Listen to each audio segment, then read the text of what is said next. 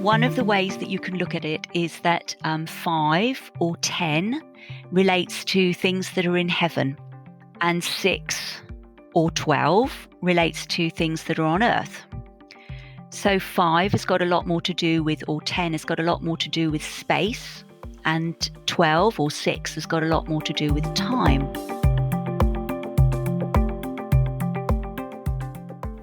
I'm Michael Max, and this is Qiological. I've got a 14-year-old living in my house, and I'm frequently caught off guard with her insight and perspective. The other night at dinner over a conversation about the difference between stubbornness and persistence and how some people have a kind of knack for certain things while others have to work really hard at it, she says, you have to work harder when you have talent.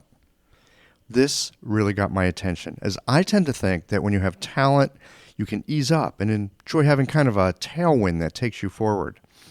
It's not that you can take your foot off the gas pedal, but you can ease up a bit. This is not the case according to my niece. When you have talent, you have to work harder. So I asked her, doesn't having talent mean you can understand and do things easier? Yes, she says, and that's why you've got to work harder, or your talent will not come all the way out. Wow. Did you get that? If you have a talent for something, you have to work harder, or it's not going to fully develop. As I think about it, I think she's right. If something comes natural to us and we coast on the head start it gives us, then we won't develop the depth of what's actually possible for us. Talent might even be an obstacle to our development because we don't do the work of digging into the places where we don't get it. Our blind spots could be larger. We might operate under the misconception that we understand when in fact we only have a slightly wider glimpse than others. I've lived a long time with the mistaken belief that having some talent means I don't need to work quite as hard. But I am coming around to her point of view. You have to work harder, at least if you want the potential of that talent to be fully realized. Leaning on where your talent can effortlessly take you will only take you so far. It might be a bit of a head start, but that head start can turn into a headwind if you don't put some effort into all the things that don't come so easy. And perhaps it is the ability to persistently chisel away at something that you don't know how to do very well yet that takes talent and turns it into brilliance. How about you? Do you lean on your talents, or do you ask more of them? Do you confuse true ability for having a natural tailwind in a few places? Or do you understand that you have a bit of talent, but that you need to ask more of it so that you can discover the yet hidden aspect of your gift? I think the niece is right. You have to work harder when you have talent. These conversations come to you through the generous support of our sponsors and members. Blue Poppy, your new one-stop shop, has speedy shipping options on everything that you need for your clinic. It's Women's Health Month at Mayway Herbs. Check out the new website for learning resources on helping women with herbal medicine. Are you a creature of habit? How about making a change that helps your patients and the planet with AccuFast needles?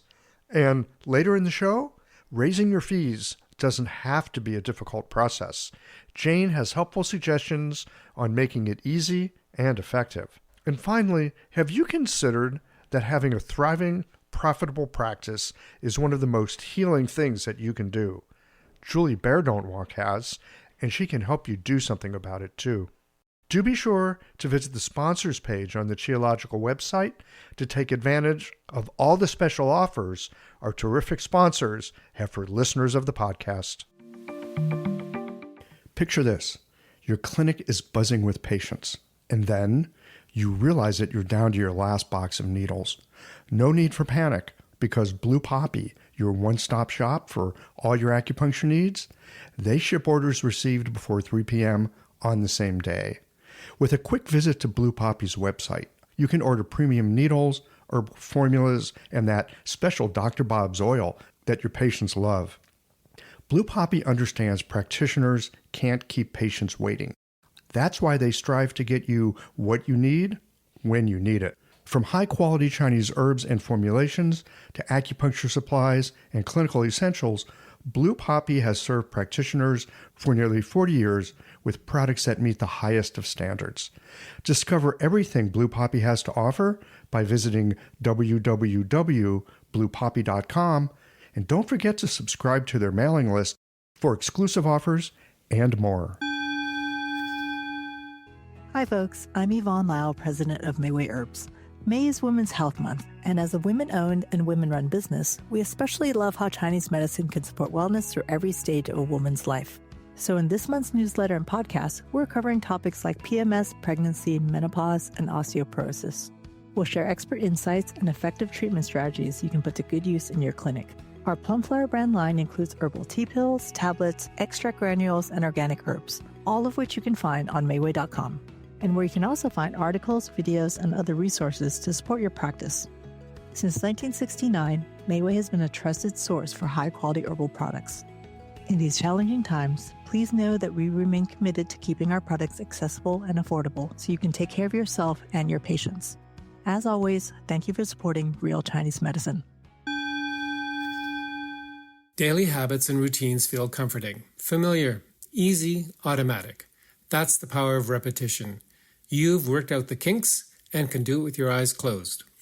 But what if you shook things up? What if you ditched the old routine and tried something new? Hi, I'm John Sten. I've practiced acupuncture for over 30 years, and together with my wife Kelly, we created the world's first eco-friendly acupuncture needle. The AcuFast earth-friendly needle system cuts your packaging waste by 60 to 90%, depending upon your needle type, speeds up your needling, gives you more control, and best of all, while you're healing patients, we plant a tree for every 2 boxes your clinic uses. Thousands of acupuncturists have already made the switch. In just the last year, they've helped plant over 16,000 trees. Since we started, that number has grown to over 50,000. So break the routine.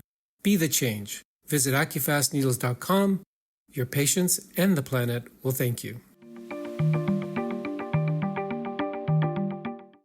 Deborah Woolf, welcome to Geological. Oh, thank you for inviting me, Michael. I always enjoy having a little cup of tea or a cup of coffee or whatever with friends that are living across the pond somewhere. I mean, it's fun to talk to people down the street, but, we have the magic of the internet, so we can talk to pretty much anybody anywhere. That's what we're doing today. And today, I want to talk to you about something in Chinese medicine that always seems super esoteric. I could never wrap my brain around it. I've talked to other people about it. I still have trouble wrapping my brain around it. Stems and branches.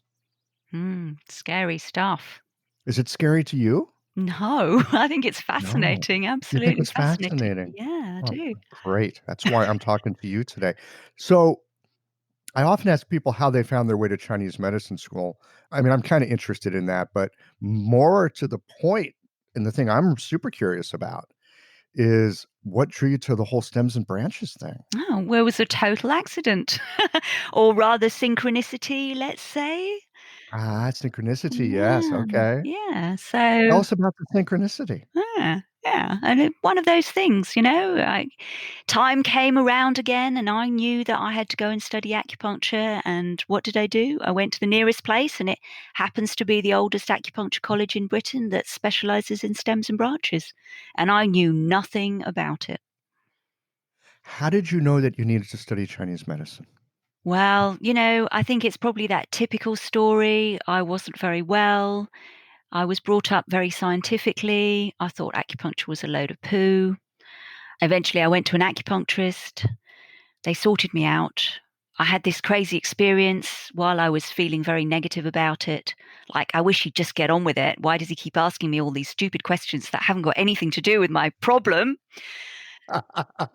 Classic.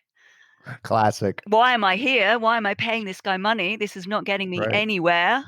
Shut the hell up and let's get to the needles. Yeah, exactly. And Yeah, then heck he this shit. put the needle in, and I had this really weird sensation that went all the way up my arm and across my shoulder to the front of my face to the other side of my nose. And I must have made some kind of weird twitch or something, because the acupuncturist said, "Well, what happened there?" And I said, "Oh, I've had this really weird sensation." And I showed him where it had gone, and he turned round and he pointed to his chart, and I described the whole of the colon meridian. At the time, obviously, I didn't know it was the colon meridian. So I thought, hey, there is something to this. And then he sorted me out. That changed your mind, didn't it? I loved the way he was in himself. That was the main thing. I just thought, wow, there's something about this guy. I'm not in love with him. I don't think he's special, but I like the way he is in himself. And there's something there. I want to know. I want to learn this. And then I waited 10 years and then off I went to the nearest acupuncture college. Which just happened to have a thing for stems and branches. How did your school tend to have this thing for stems and branches? I mean, is there a backstory to that? Was there somebody there Yeah. who just kinda knew it? Or yeah, okay, Yeah. what's So I don't know what you know about the history of acupuncture schools in Britain. Maybe not very not much. much other than J.R. Worsley had a place at Leamington Spa, Yeah. and there's supposedly a lot of alternative medicine people happening in Brighton. And there's a really good guy who can fix my WordPress stuff, but he lives outside of London. That's all I know.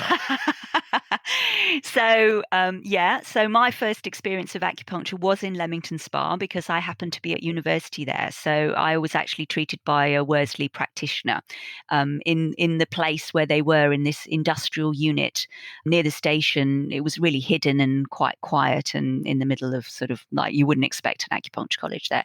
And I think that was before Worsley went to the States. So J.R. Worsley trained along with the founder of our college at the same time with the same teacher. And English acupuncture comes from French acupuncture, actually. So we all follow the Vietnamese stroke French tradition. Wait a minute. Your teacher was like classmates with J.R. Worsley. Correct. There was maybe 3 in the class. Okay. To me, this is interesting because I'm not a five element dude. I mean, I don't know a lot about that tradition other than like trying to figure out J.R. Worsley's backstory is almost impenetrable. I mean, there's a whole book that's been written about it. Yeah, it's really interesting. In the footsteps of the Yellow Emperor. Is that what you're talking Yes, about? yes, Very yeah, Peter interesting. Ekman's book. Yeah, Yeah, really interesting. yeah. What's your teacher's name? The founder of our college was Dr. Van Buren. He was a Dutch guy who was born in, I don't know, maybe Indonesia or something, and had a very esoteric upbringing.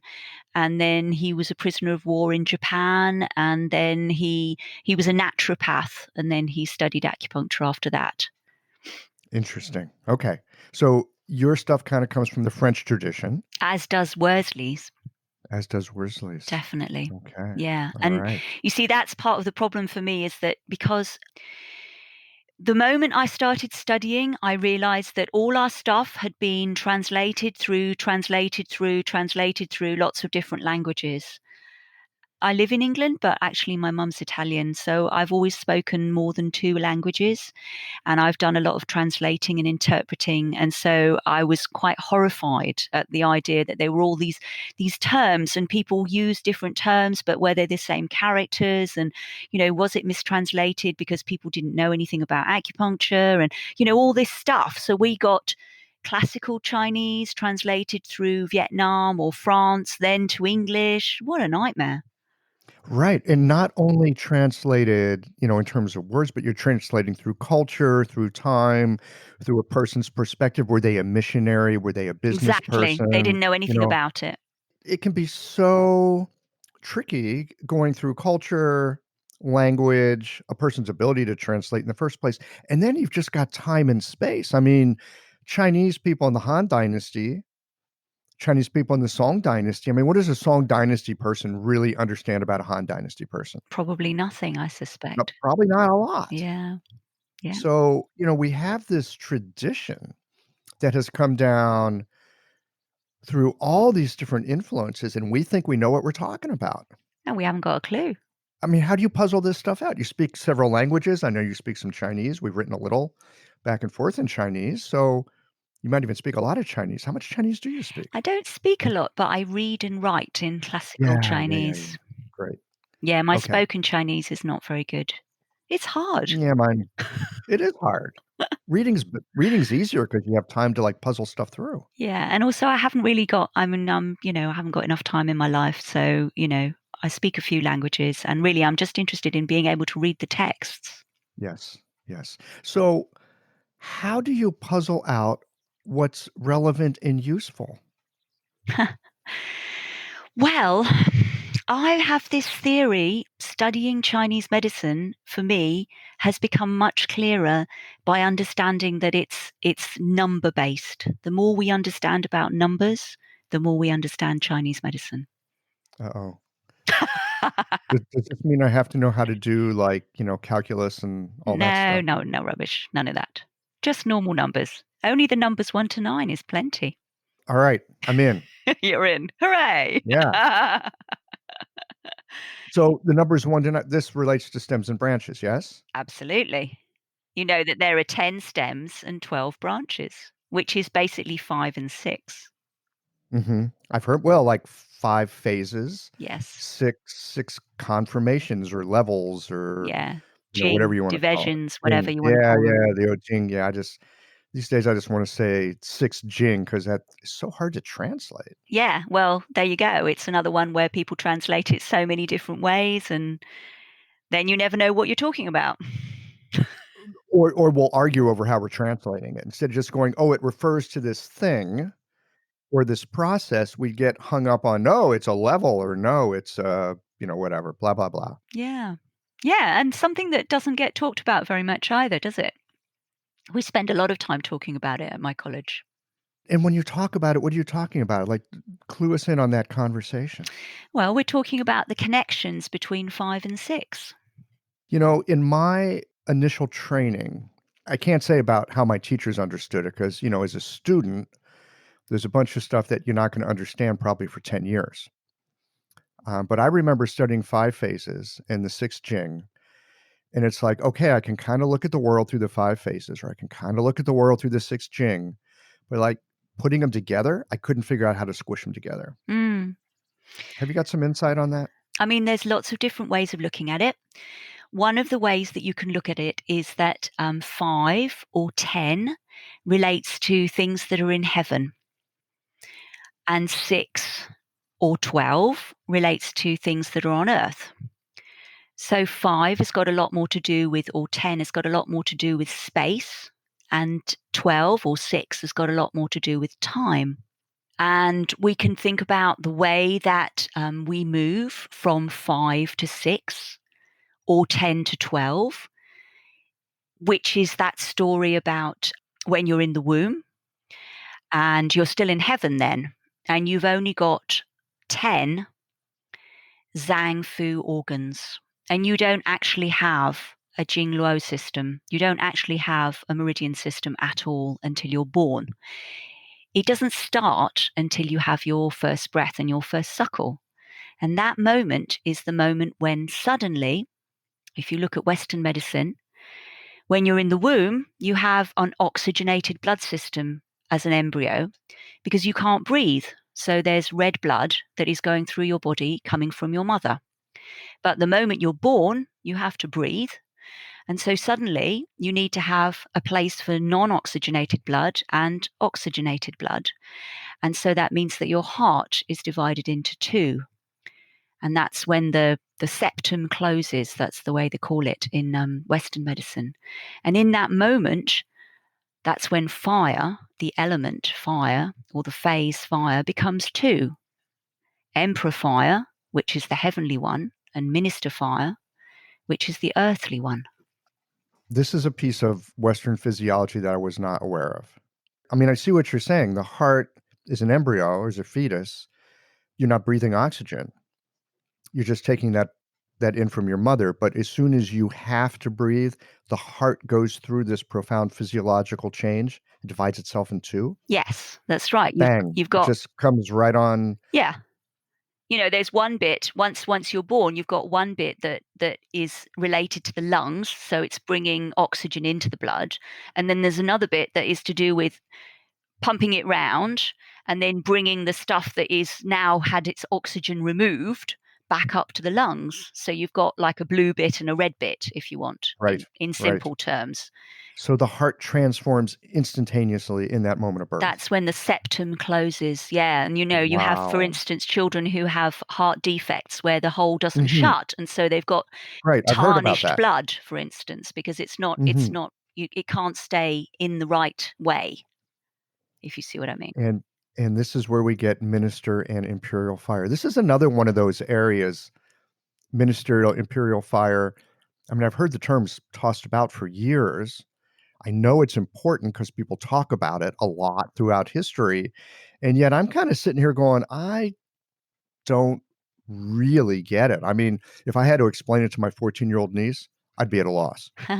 So, this is the moment where your 10 becomes your 12, because that's when you add on Shinbao, Shinju, what you might call the pericardium, and Sanjiao, which are two organs with a name but no form. They're actually minister fire. They're the things that allow your maintenance rather than your creation. They're to do with becoming 12 rather than being 10. They're not actually real organs, are they? Well, their functions. Exactly. There's a case to be made that there is indeed a sort of fibrous bag around the heart that we could call pericardium. And lately, they've even found something in the connective tissue they call the interstitium. Yes, and I agree. That's a very interesting area. I agree. But I don't think that's what they were talking about. Yeah. What do you think they were talking about? I know that we can make oh God, let's not get into that story of trying to sort of put Western thinking onto Chinese thinking. I think that is a problem. But I know, for instance, in the Hara Diagnosis book by Stephen Birch and Kiko Matsumoto, they make a really good case for Sanjiao being the membranes and the connective tissue. And that makes a lot of sense to me. It really does. I can relate to that. But these are still things that are not functioning until after you're born.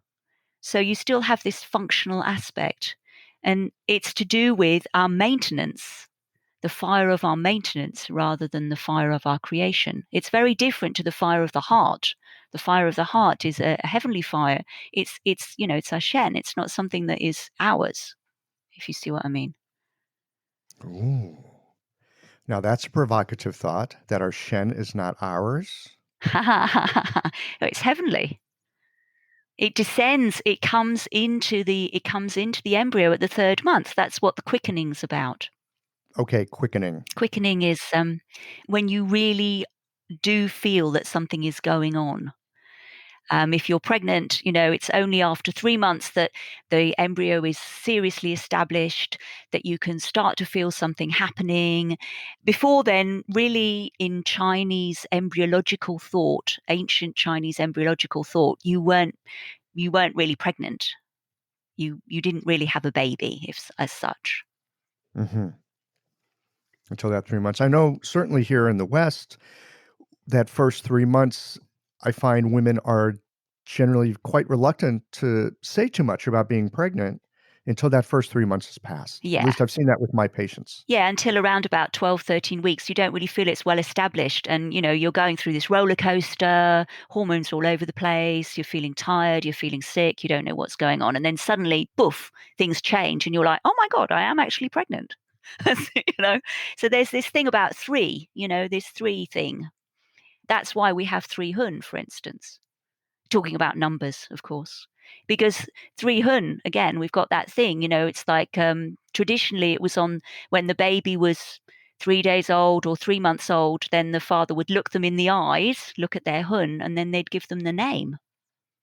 So again, you've got this 3 thing, which is, the Hun is just an expression of the Shen. It's your physical expression, or your not even physical, but spiritual expression of the Shen, your individualized Shen, if you want. This episode is brought to you by Jane, the clinic management software that honestly just makes running a practice easier.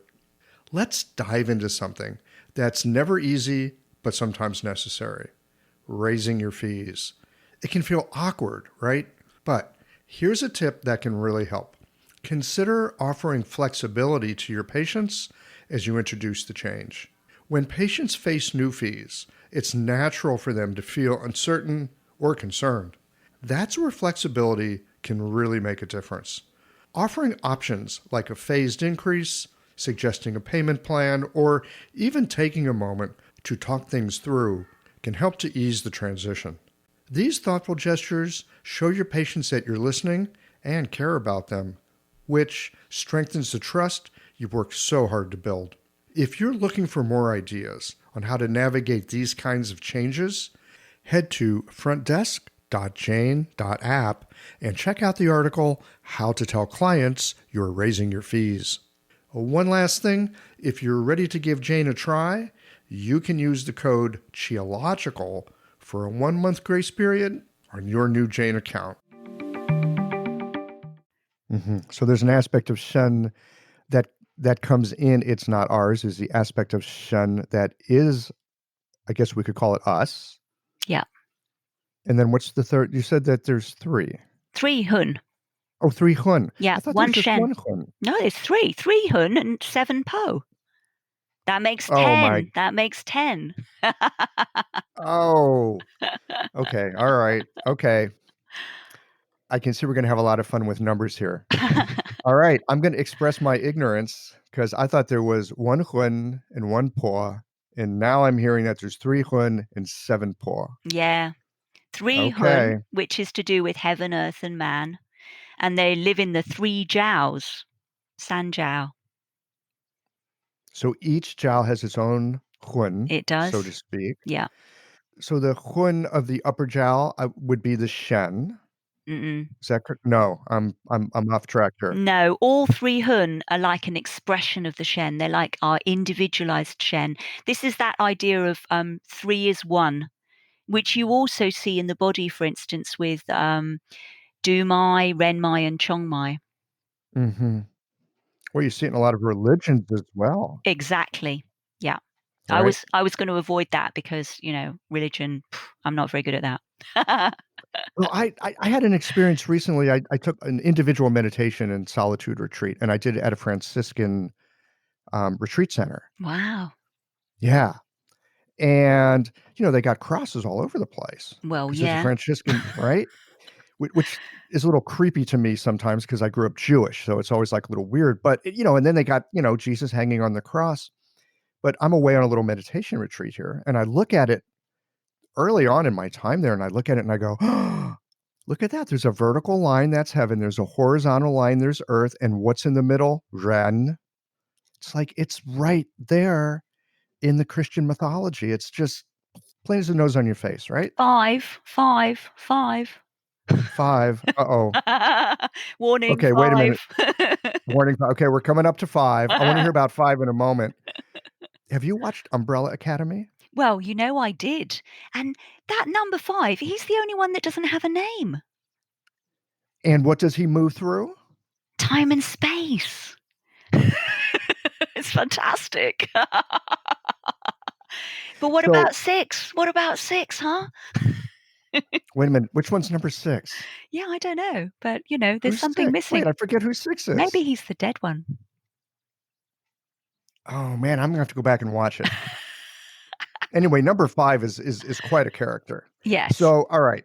We're all over the place. I'm hoping we're going to tie this together, but stems and branches. It's always all over the place. There's always all over the place. All right. Well, I'm good for it. I want to come back to 3 Hun and 7 Po in a moment, but you just said number 5. I'm talking about heaven, earth in person. We're talking about Jesus on a cross, and you go number 5. Where's that number 5 come from? Now, what are we looking at? Okay, now you talked about vertical and horizontal. So one way we can look at this is that the vertical axis is our creation. That's to do with fire and water, Shen and Jing, heaven and earth. Oh, heart and kidney. Exactly. Yeah. Right. Okay. And what's the horizontal axis? That's where we live. That's our created world. That's like sunrise and sunset, wood and metal, Hun and Po as 2 balances of the 2 sides of the balance of the, that kind of thing. I can't think of the word. I'm sorry. Yeah. Well, it's the daily cycle, basically. Yeah. The sunrise, the sunset, the spring equinox, the fall equinox. Rising up, pushing down. They're always trying to balance each other out. And so what happens when you have a vertical axis and a horizontal axis? That's 5 because there's the center. Okay. And each of the axes have an up and a down. There's a dynamic movement between them. Well, yeah, but there's a difference between the movement between heaven and earth, or fire and water, Shen and Jing, to the movement between wood and metal, or east and west, or sunrise or sunset, or Hun and Po. Because we're changing from creation to created. Now it's starting to get weird. I'm going to circle back to this in a moment. I've got a feeling we might kind of go all over the place here, but hopefully we'll tidy it up in a way that will be satisfying by the end of the discussion. Oh, Michael, I really hope we can manage that, but I doubt it. Okay, well, all right. Y'all are warned. We may not get there, but I'm doing my best, okay? So I want to come back to the 3 Hun and 7 Po for a moment. And again, I think we're probably going to step in different parts of the conversation. Hopefully they will come together in some way that's satisfying. Tell me more about the 3 Hun. I've got this idea. There's this one Hun. It's located in the liver. That's my basic level of understanding. Help me get from that 1 to the 3 so I can grasp that one. Because the Hun are an expression of the Shen. The Shen isn't ours. It's heavenly. Everything that is expressed in our body, it can't be just a unity. It has to be expressed in something more than one. That's why we have yin yang. That's why we have heaven, earth, and man, or heaven, man, and earth. That's why we have qi. Qi is actually to do with 3. It's the interaction between yin and yang. Mm-hmm. Yeah. Okay. Yep. So I'm with you. that's why we have Sanjiao. Sanjiao is in 3 parts. Mm-hmm. Yeah. Mm-hmm. The Hun is an expression. It's wanting to be like the Shen. It's expressing the Shen in our bodies. On the individual level. Yeah, that's right.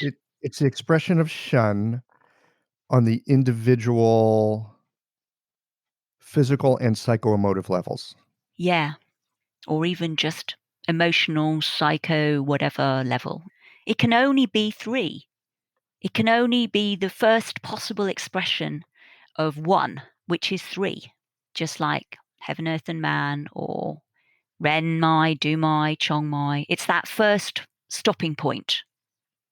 We're moving towards things that are more physical. Things are more physical when we get to 5 or 6. We haven't got to more physical yet, so we have to get to 3.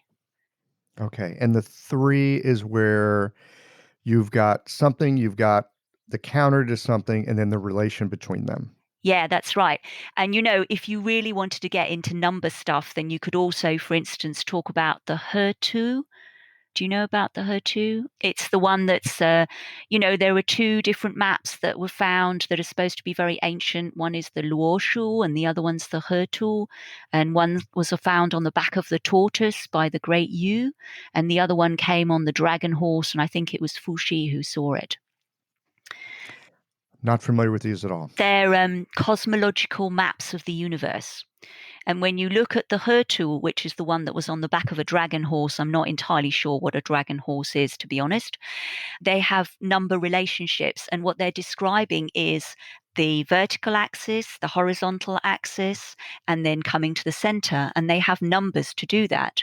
So it starts in the north, in the bottom, and then it goes up to the south at the top. So that's number 1 and number 2. So that's the vertical axis, creation. Yep. And then it goes there's your fire, water. Exactly. Right? And then it goes to the horizontal axis. And then number 3 is wood. And number 4 is metal. And then it comes back to the center. And guess what that number is? Mr. 5. Yeah, you got it. So you could also say that that's one of the reasons why we have 3 related to Hun and wood.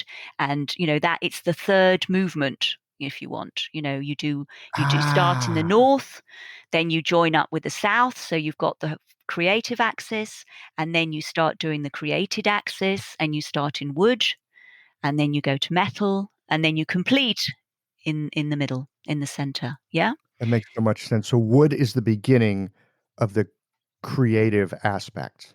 Yeah, the manifest created material, the created. Yeah, and wood is springtime. Wood is beginnings. it's visible beginnings rather than hidden beginnings, because actually hidden beginnings is in the north in wintertime. That's number one. Right, which is when Chinese have the Spring Festival, right? No, Or the New Year. no, Isn't it in the no, middle of winter? It's like the middle, it's like in no. Winter late. solstice is not the same as Spring Festival. Spring Well, no, I get Festival, that. it's Yes. different. It's yeah, okay. So let me be a little bit more clear. Winter solstice, right? It's not the same. It's a little past winter solstice when you still cannot see it. Any person living in a northern part of the hemisphere, where you get winter at the end of January, early February, you're going to look outside and go, I don't see any signs of spring whatsoever. But like you were just saying, deep where it's still unseen, Yeah. the influence has already turned. It is not yet manifest, but it's on the way. It's almost there, though, isn't it? Do you know what I mean? It's almost coming out at Spring Festival, while winter solstice is the deep, hidden beginning, which is to do with hmm water. hmm But I think for me, it's emblematic that by the time something arises and becomes manifest, I mean, when you first start to see it, that's not when it began. It began a while back and it was still very, very unseen. Yes, correct. Yeah. Okay. Yeah. Yeah. All right. So wood, number 3, Hun, Mm-hmm. and lots to do with 3. It's a threeing thing. Yeah. Which is all over the place, right? Absolutely. Yeah. It's all over the place. And it's the first expression of one. We 3 are one is a really common thing, Yes, it is. Yeah. Okay. All right. So we've got this 3, which is 1, and then we move into 4. Yeah, 4 seasons, 4 directions. But 4 Mhm. is already almost immediately 5, because you can't have 4 without having the center. Mhm. I mean, 4 implies a center. I mean, that comes Absolutely. into the 5 comes into being as soon as you've got the 4. Yes, that's right. And that's why you have those maps where sometimes, the cosmological ones, they're like a cross. And then it's only later on that becomes like that 5 phases thing where it's in a sort of circular sequence. Mhm. But a lot of people will take that earth element and put it smack dab in the middle. Yeah, it So we really still so helps. we still have that sort of cosmic cross. It's very useful. Yeah. Yeah. Okay. 7 Po. So, spring, wood, Hun, it's all rising. It's trying to go towards the Shen. It's like a manifestation of the Shen. It's light. It needs to be grounded by the blood, which is stored by the liver. This upward movement is balanced by the downward movement of metal of the lungs. It's down pressing. Yeah. Mhm. Yes, And I'm with you. yeah, so the Po, they're kind of pulling down, and so they're related to qi. That's what the lung does. It's to do with mastering the qi. Why are they 7? They relate them to the 7 orifices of the body. Oh, eyes, ears, nose, mouth. Yeah, because the Okay. Po is the thing that when you die, the opposite time to when you're born, wood, spring, all that kind of stuff. When you die, the Po is what has to leave the body in the correct manner. And if it doesn't, then it becomes a ghost, a gwei. It needs to attach itself to a body, and that's why they used to stopper the mouth and the anus, and because the anus is called poor men, the door of the Po. Oh my, that's right. Yeah. Yeah. So the Right. idea is that you're stoppering it so that it can stay within the body, and then it can go into the ground with the bones, because it's a much more physical, corporeal soul. That's what they call it. Corpo in Italian means body. Yeah, so we've got 7, 3 and 7. And 10, of course, it's completion, but it's completion on earth. So, 10 is like 1, really. And we have the 10 heavenly stems. That's right. Yeah. Heavenly, which have to do with space. Well, when we start talking about time and space, it very quickly in my mind, because I grew up here in the West and, I've read the stuff I've read over the years. It very quickly makes me think about things like quantum physics and quantum mechanics and, all those really interesting writings by the physicists of the early part of the last century. I mean, these guys lived 100 years ago.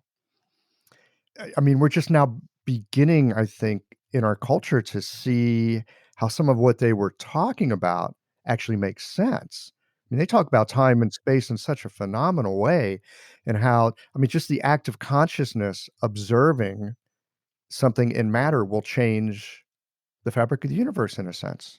Yeah, amazing. I agree. And you agree.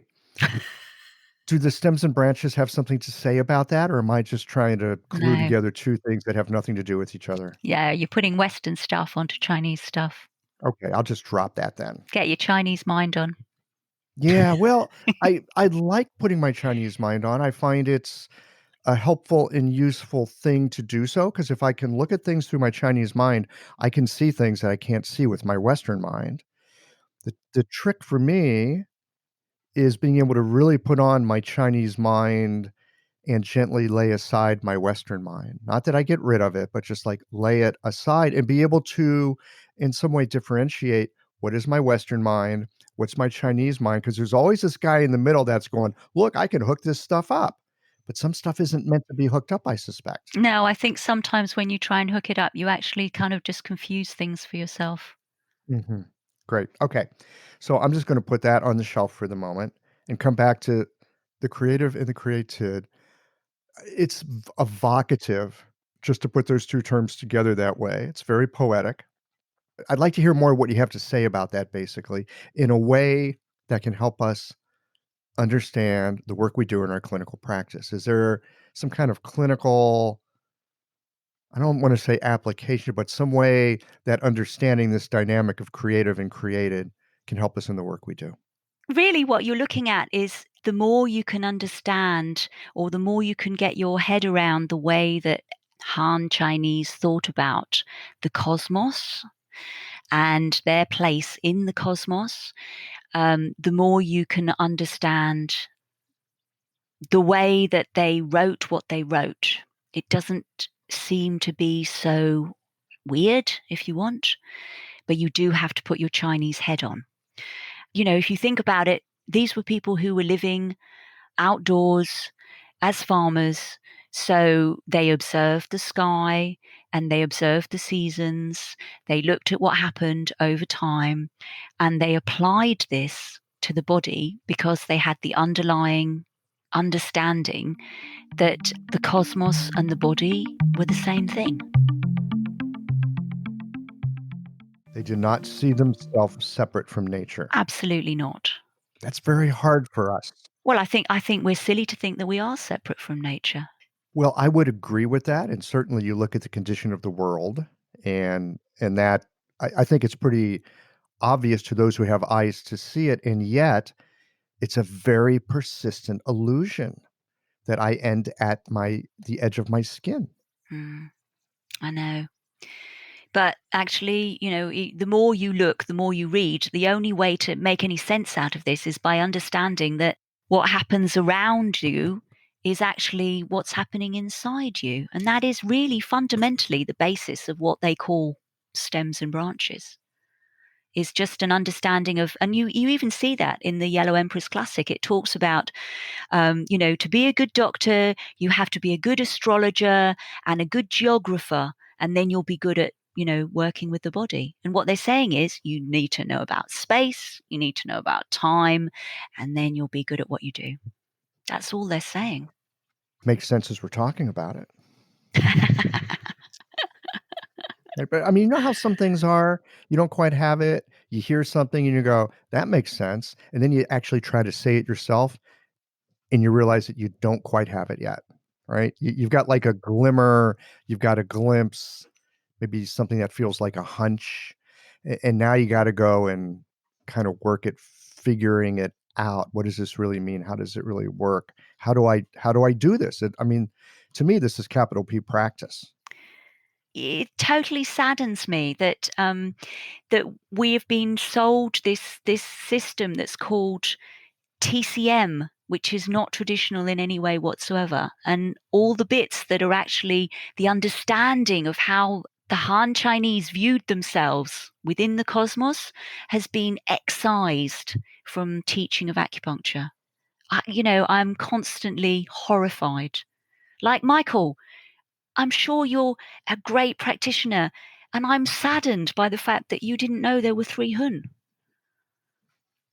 I'm rather surprised Yeah, that I didn't know that there were 3 Hun. Yeah. exactly. Why not? Yeah. Or You know? 7 Po. Yeah, precisely. I get the number 5, though. Great. Good. But do you know how 5 links to 6? Tell me about it. Well, again, here we go. So you're in heaven, you're in the womb. It's all to do with 5 and 10. And then you're born. Suddenly, your Jing Luo system starts. What's that based on? 6 and 12. It's the Liu Jing. And what do? They connect on the outside with the climates, and on the inside, 5 and 6. And they keep pulling the wool over our eyes. They keep saying, there's 5 Zhang and 6 Fu. But how can there be 12 Jing Luo? That doesn't make sense. And then they start talking this story about, oh yeah, there's Xin Bao, and then there's the heart, and blah, blah, blah. Do you know what I mean? So they don't stop talking about 5 and 6. It's just from start to finish. They keep saying, hey, 5, hey, 6, hey, 5, hey, what about 6?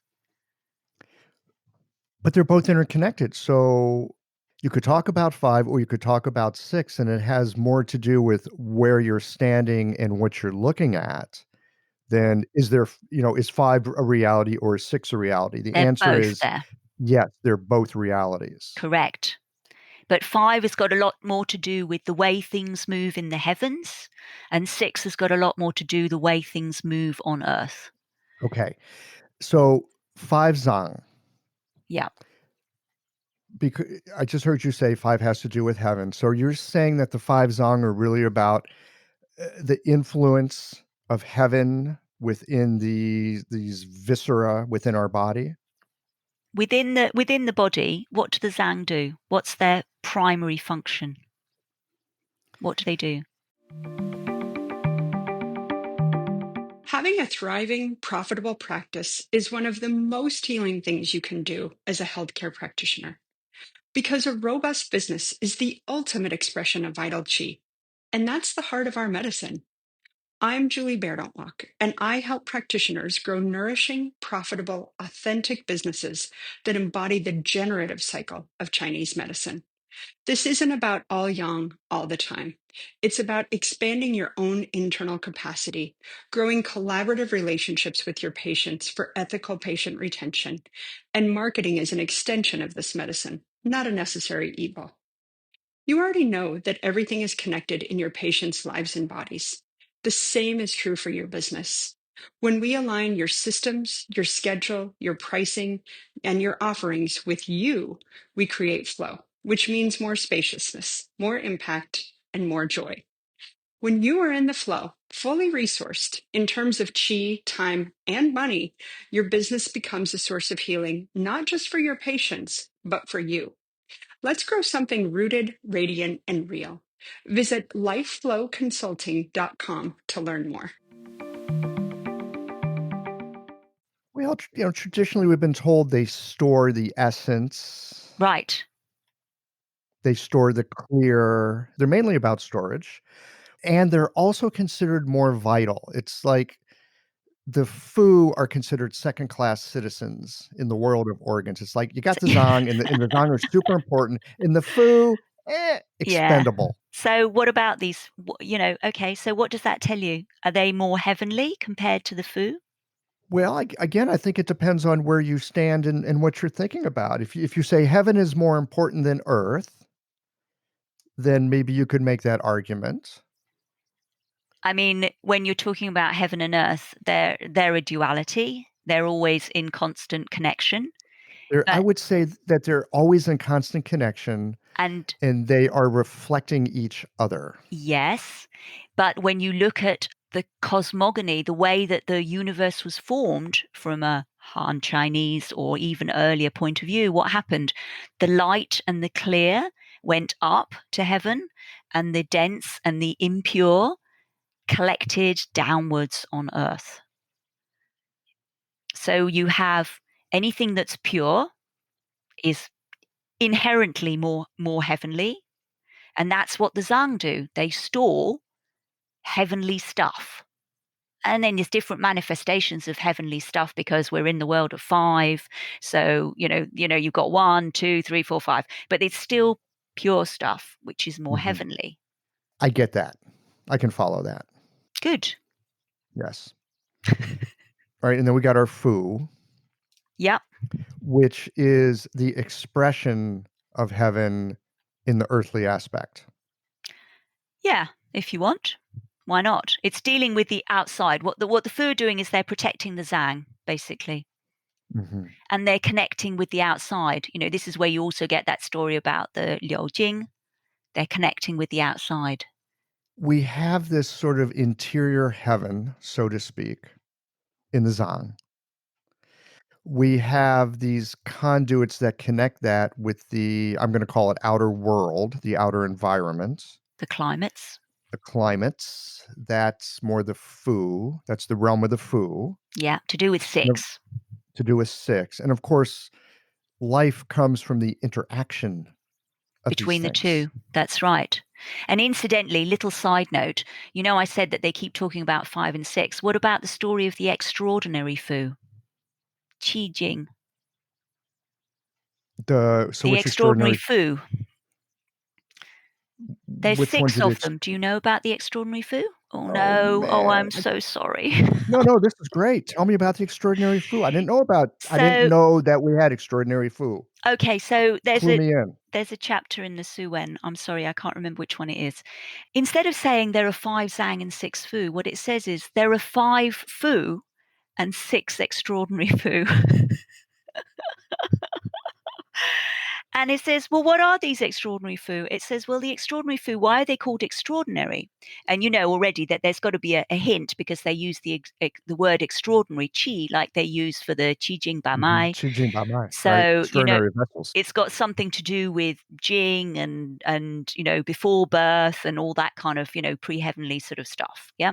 And then what does it say? Well, they're called extraordinary Fu because they look like Fu, but they store like Zhang. Oh, you mean like the gallbladder? The gallbladder is one of the extraordinary Fu. It's the only one that is a normal Fu and an extraordinary Fu. The other ones are something like the brain, the bones, the marrow, the mai, and the uterus. The uterus as an extraordinary Fu. Okay.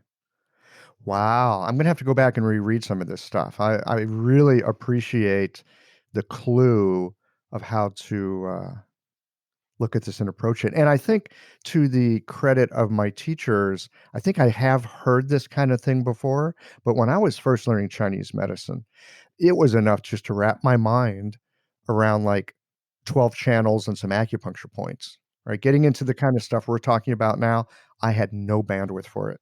Yeah, I mean, our students, they work really hard. You really torture them, don't you? We do. But if they get to the end, they're pretty bloody good acupuncturists. Well, it sounds like they have, no pun intended, but a rather extraordinary view of how things are put together and how they interact. Yeah, I think they get a really good foundation. Mm-hmm. I'm going to have to figure out which chapter that is from the Su Wen because that should go in the show notes page so people can check it out for themselves. We'll have to get that figured out. That shouldn't be too hard. I think I can probably work it out quite quickly. Great. You can send that to me. I'll tell you later. Great. So I wanted to talk about stems and branches, and it's taken us 50 minutes just to get to this point. I'm so sorry. We might have to come back and do a part 2. We'll Yeah. see. Yeah, that would be fun. So stems and branches, I want the beginning acupuncture lesson on stems and branches? I mean, I'd love to get into some more detailed stuff at another time, but right now, I would like to get sort of stems and branches 101. Talk to me like you talk to one of your beginning acupuncture students when it comes to stems and branches. What do I need to know? How can I start to think about it? And is there a way that I can begin to maybe not use it in clinic, but look to see how it arises in clinic? I'm afraid I shock my students, especially right at the beginning. Luckily, they've seen me before, so they're not too shocked. But the first thing I do is I spend one whole day talking to them about space, and I talk about the planets, the visible planets, and I introduce the concept of the heavenly stems, which are all about the movements of the planets in the cosmos. And then the next day, which is usually a few days later, allowing them a little bit of time to get over their horrendous shock and brain strain, I spend another day talking about time and the branches and calendars and things like that. So stems and branches is if I had to give like an elevator pitch, which I'm not very good at, I'm afraid, I would say that it's what is behind five elements. It's where five elements actually came from. It's the foundations of five elements. And it allows you to use five elements in deeper and more effective ways than just the Sheng and the Ke cycle of five elements. That sounds really enticing. I mean, it does. I mean, I remember reading in the Nanjing, and they talk about like the different types of control in the cause cycle, right? There's like the control that's the kind of control you should have, and then there's the control that's like, super egregious control, and then there's like counterflow. I can't remember the names of all of them, but basically they're taking one phase and they're looking at control as coming from the other four phases. They each have a different kind of control that can be Yeah, applied. that's right. Some are more useful, some are super pathogenic. Yeah, that's right. So these are different combinations if you want. So just like we know that liver and gallbladder, they go together in wood element, then for instance, in stems, we have an association between gallbladder and spleen, or in branches, we have an association between gallbladder and heart. And so it allows us to use the organs or the channels with different ways of working, if you want. So if you understand the relations of the stems and branches and how they relate to the organs, And the it channels. and the channels, it it really gives you another map for how to intervene depending on what you're seeing in clinic. Yes, and those maps, there's more than one map, have got a lot to do with what we were talking about before, like the circular heaven and the creative and the created axis, or the square earth, and the idea of where you put the earth. Does it go in the center, or does it go between the seasons, or, all these are different maps, if you want, always around this. And you can look at these with relation to different levels of manifestation, or just to do with space, or just to do with time, or to do with your core, your inner being, as opposed to your personality, for instance, or to do with your parents as opposed to your children. There are so many different ways that you can use it.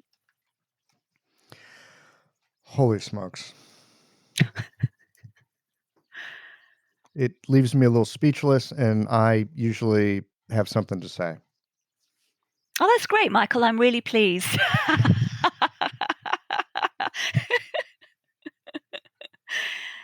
And I do want to get deeper into it.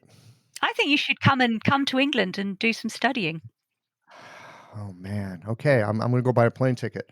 Uh, I would like to. Okay, so for somebody that would like to learn more about this, I mean, do we have to come to your school and start over as a new acupuncture student? Do you have some kind of like continuing education stuff you do? Do I have to come hang with you in clinic for a month? I mean, what would it take to begin to learn the basic maps and then how to apply them?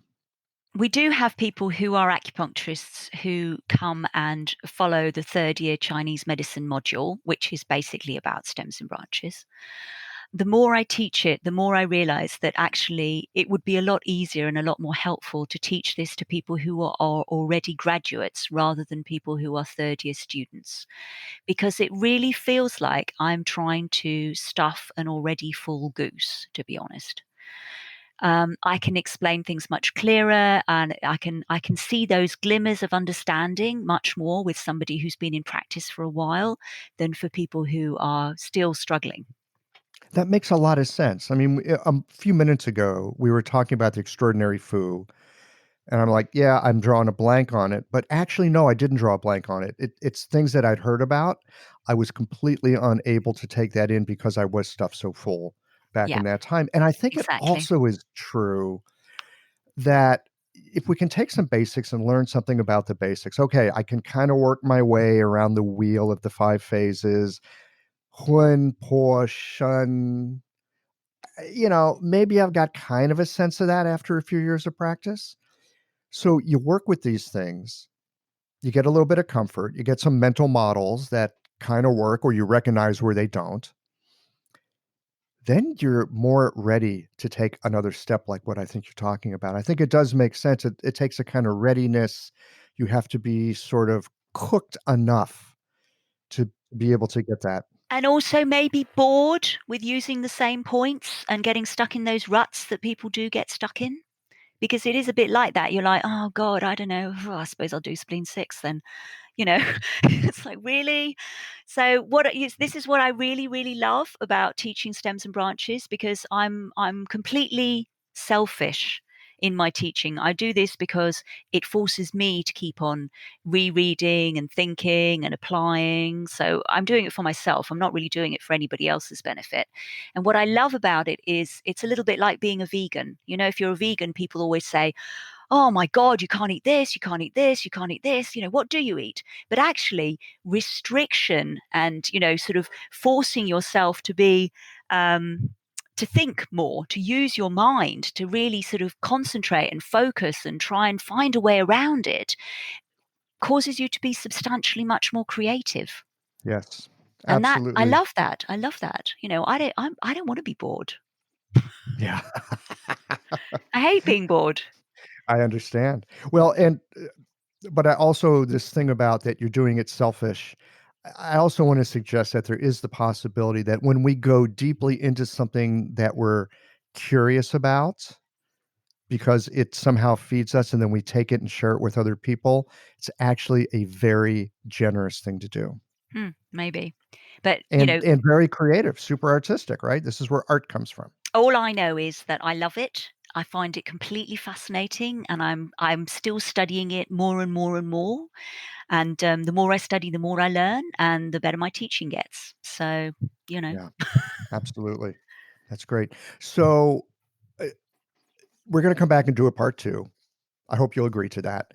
But before we wind this down, there's just a few other things that I'd like to ask you. Okay. What is sort of at the edge of your horizon? It's like, what's the thing at this moment in time that's really got your attention? You don't understand it, but you've got a hunch. It's got your attention. You're putting your study and your efforts toward it. Currently, I'm actually reading and writing a chapter about iatromancy. It's a big word that means divination for medicine. Medical divination. And that's actually a lot of what Stems and Branches is about, or originally what it was about, although not necessarily now. I've sort of really, really got into understanding more about ancient and medieval divinatory schemes. In service of healing. Yeah, exactly. Because there are chapters in the Huangdi Neijing that still incorporate some of these schemes. Because you know that the Huangdi Neijing is just a compilation of different things, and they put it all together, and then, different bits, some of them, you look at them, you think, what is that all about? So that's where I'm going. Wasn't it originally titled The Idiot's Guide to Medicine? I don't think it was. Head scratching moment. Yeah, definitely. If those are And idiots, how idiotic are we? well, I mean, what I mean is we have these different guides these days. They call it the idiot's guide. I'm using idiot here in air quotes. Yeah, I know what you mean. But they're like simple guides to like how to get stuff done. Simple guide to fixing your car. Simple guide to, how to build a wall. Simple guide to how to heal your ulcers. And chapters 1 to 5 of the Suen are the Idiot's Guide, along with chapter Suen 8. So, if you really want to get into that number thing, number 1, Suen 1 talks about the totality of your life. Chapter 2 talks about yin yang.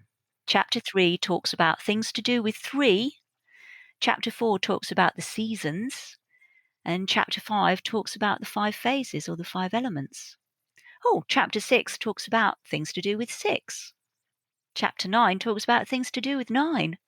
And chapter 8 is the one that talks about, the administration, the 12 officials, they call them in the Worsley School. So it's the numbers are inherent in the book. I'm not making this up. This is totally No, in there. I hear you say it, and I think to myself, how come I didn't notice that? Because I hear you say it and I go, uh-huh, uh-huh, uh-huh. That makes sense. Okay. And of course, if you're doing numbers the way the Chinese love to do numbers, why wouldn't you write it that way? I Why mean, wouldn't you? yeah, Why wouldn't they organize it in that way? It totally makes sense. totally makes sense. Yeah. Ooh, man, I'm gonna. This is the cool thing about the classics, right? You get a little glimpse, a little insight like this. You can go back and read it. It'll have something completely different to say. That's right. I Yeah, know. It's that's outrageous. cool. All right, one more thing, and then we'll wind it down for today. Two more things, actually, two. So the first one is, I mean, you've been at this for a while. How long have you been practicing? 20 years. Yeah, 20 years. Okay, that's a while. A couple of decades. I know when we start out, we often have ideas about how things are, and then those modify over time, and those modify again over time, and those modify again over time. I'm curious to know what about our medicine you believe today that you didn't believe 5 years ago? How to answer that? I believe that time moves in a cyclical fashion. It's a spiral. So you come back, but you're at a different level. So you keep on coming back. So you see the same thing, but in a different way or from a different angle. So for me, this has been a cyclical journey of exploration, and all that's happening is that I'm understanding, my eyes are opening more and more. I do not feel that I'm ever going to learn enough. I think that I would need at least 10 lifetimes to be able to understand this properly, and I totally regret not having started this when I was much, much younger. Yeah, but you know what? I think we always started exactly the right moment it was for us Mm, to start. yeah, that's definitely true. And I think it's really true. there were books that I had when I was 14, 15 that were still in the area of things that I then wrote my dissertation about and I'm still thinking about now. So obviously, I'm stuck on that spiralic path around some particular thing that has something to do with numbers. That's all I can say. That's great. It's super fun. Yeah. All And with right. respect to practice, I don't know. My Yeah. patients keep coming back. So I guess I must be doing something right. Yeah. Well, have you noticed that your patient load and sort of what characterizes the people that come to see you changes over time? Definitely. Definitely. At the beginning, it was when I needed to learn about something, then I'd have a whole load of patients with that syndrome, symptom area. Now it's not so much. Now it's more like, okay, I'm changing in the way that I practice, in my understanding, and I'm attracting much, much harder cases. Mhm. Yeah. Well, you're up for the task now, Yeah. I definitely right? couldn't have done that before. Well, you were just talking about spirals, Yeah. right? And so you're another couple of turns on that spiral. Yeah. Slowly, slowly. So yeah, my lie. Um, do you have any advice for new practitioners? I mean, getting out of school, right? You're out of school, your mind's been blown for 3 years, you're stuffed full as a goose, and, how do you start I mean, do you have any advice for the new practitioner? Just like, Stay if you could go back calm. and talk to yourself 20 years ago, what would you say? Go back to basics. Go back to basics. I know when I started, my head was so full of stuff. I felt that I would never understand anything. So I thought, okay, let's just make this really simple. Is it yin? Is it yang? Is it on the left? Is it on the right? Is it at the top? Is it at the bottom? What can I do about it? Literally that simple. That's it. And then go back over your notes, instead of just putting them aside and burning them like people do when they finish school. Oh, I'm going to burn my notes. Hooray. Then, go back over the bits, reread stuff. That's why I said about being very selfish, is that I get the chance to reread my notes. I get the chance to go over it again. And every time I have a different level of understanding. That's amazing. It's a total gift, Yeah, it's endless, and that's the gift and the curse. Yeah. But I'm going to call it gift, though. yeah, it's definitely a gift. I'm a lifelong learner. Yeah, great. Deborah, this has been wonderful. I'm sure I'm going to see number 5 in all kinds of other new ways. Everywhere.